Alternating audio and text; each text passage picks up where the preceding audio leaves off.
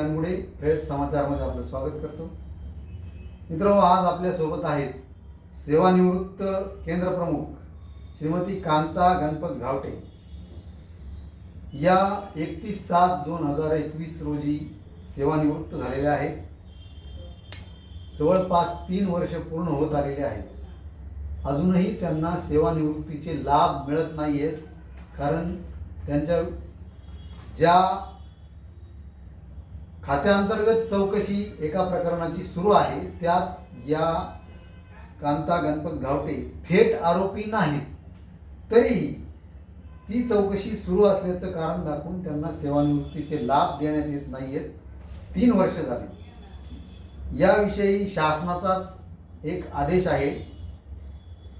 सेवानिवृत्त कर्मचाऱ्यांविरुद्धच्या विभागीय चौकशा दीर्घकाळ प्रलंबित राहून त्यांची अडचण होत असल्याने अशी चौकशांची प्रकरणे प्राधान्यक्रमाने पूर्ण होणे आवश्यक आहे. या संबंधीच्या वरील आदेशान्वये असे विहित केले आहे की कर्मचाऱ्यांच्या सेवानिवृत्तीच्या सुमारास किंवा सेवानिवृत्तीनंतर त्यांच्या विरुद्ध विभागीय चौकशी सुरू करण्याच्या प्रवृत्तीपासून परावृत्त व्हावे आणि सेवानिवृत्तीपूर्वी अशा चौकशा पूर्ण कराव्यात. विशिष्ट परिस्थितीत सेवानिवृत्ती वेळी किंवा नंतर चौकशी सुरू करावी लागली तर ती 1 वर्षाच्या आत पूर्ण व्हावी, असा हा शासनाचा आदेश सांगतो. मॅडम निवृत्त होऊन 3 वर्ष होत आलीत. या जुलै अखेर 3 वर्ष पूर्ण होणार आहेत.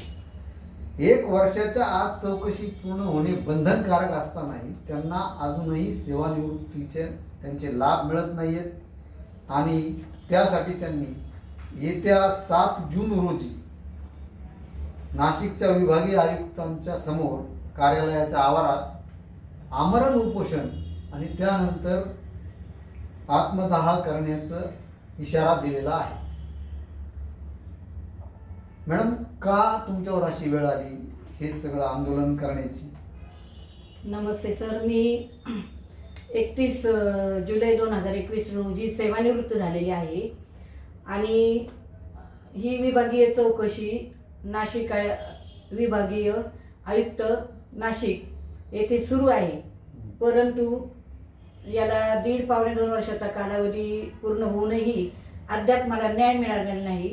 कारण त्याचे असे आहे की जिल्हा परिषद अहमदनगर येथील शिक्षणाधिकारी श्री भास्कर पाटील हे सादरकर्ते आहेत आणि ते सादरकर्ते असल्यामुळे ते ज्या तारखा झालेल्या आहेत त्या वारंवार तारखा त्यांनी स्वतः रद्द केलेल्या आहेत आणि काही विभागीय आयुक्त कार्यालय चौकशी अधिकारी यांच्याकडूनही काही तारखा रद्द केलेल्या आहेत आणि या सर्व प्रकरणासाठी जबाबदार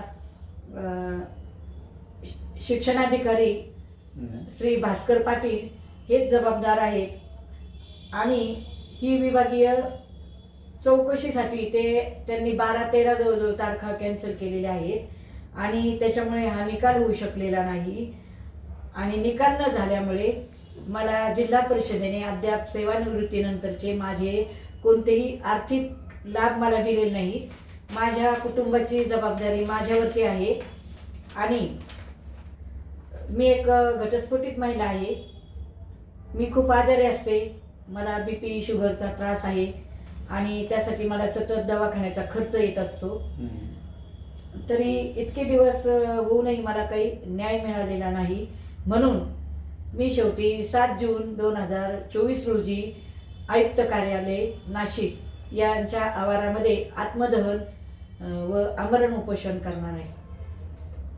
मित्र, आपल्यापर्यंत आलेलं हे एक प्रकरण आहे.